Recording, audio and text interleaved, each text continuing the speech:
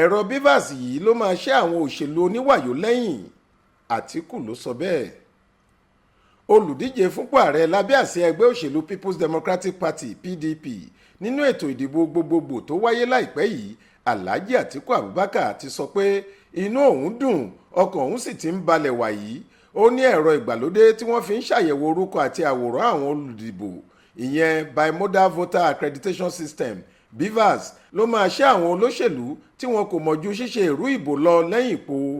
Bákan náà ló ní ẹ̀rọ yìí ti ṣètẹ́wọ́gbà nílẹ̀ wa báyìí, ó sì ti di apá kan nǹkan èlò ìdìbò tí àwọn adájọ́ pàápàá ń tọ́ka sí nínú àwọn ìdájọ́ wọn lórí ẹ̀sùn ètò ìdìbò báyìí. Àtíkù sọ̀rọ̀ yìí lásìkò tó ń fi ìdùnnú rẹ̀ hàn lórí bí ìdájọ́ ilé ẹjọ́ gíga jùlọ nílẹ̀ wa ṣe dá gómìnà Adémọ́lá Adélékè tìpínlẹ̀ Ọ̀ṣun láre lọ́jọ́ Ìṣẹ́gun Túsídéé ọjọ́ 9 oṣù karùn-ún yìí, tí wọ́n da ẹjọ́ tí gómìnà tẹ́lẹ̀ rí nípínlẹ̀ náà Adégbóyèga Oyètọ́lá pè tako ìdìbò yan Adélékè nù bí omi ìṣọwọ́.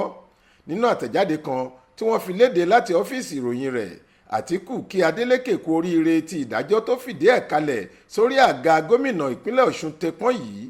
Bẹ́ẹ̀ ló ní ìlò ìmọ̀ ẹ̀rọ ti túbọ̀ mú kí Nàìjíríà tẹ̀síwájú nínú ètò ìdìbò rẹ̀, a ò sì ní rẹ̀yìn mọ́. Ó ní gbogbo wa la rí bí wọ́n ṣe ń tọ́ka sí ẹ̀rọ Bivas léraléra nínú ìdájọ́ tuntun yìí. Òfin tó de ètò ìdìbò ti fáwọn èèyàn lágbára dáadáa wàyí. Ohun tí èyí sì túmọ̀ sí ni pé àwọn olóṣèlú tí wọ́n yán hàn fún ipò àti agbára bí ìgbà tí ìkòkò yán hàn fún ọyàn ìyá ẹ̀, tí wọ́n rò pé àwọn lè dorí ètò ìjọba dẹ̀mọ́kírésì wa yìí kodò bó bá ṣe wù wọ́n, ìrètí wọn àti ìlàkàkà wọn ti já sófo. Ẹ̀rọ Bivas yìí ti ṣẹ́ wọn lẹ́yìn.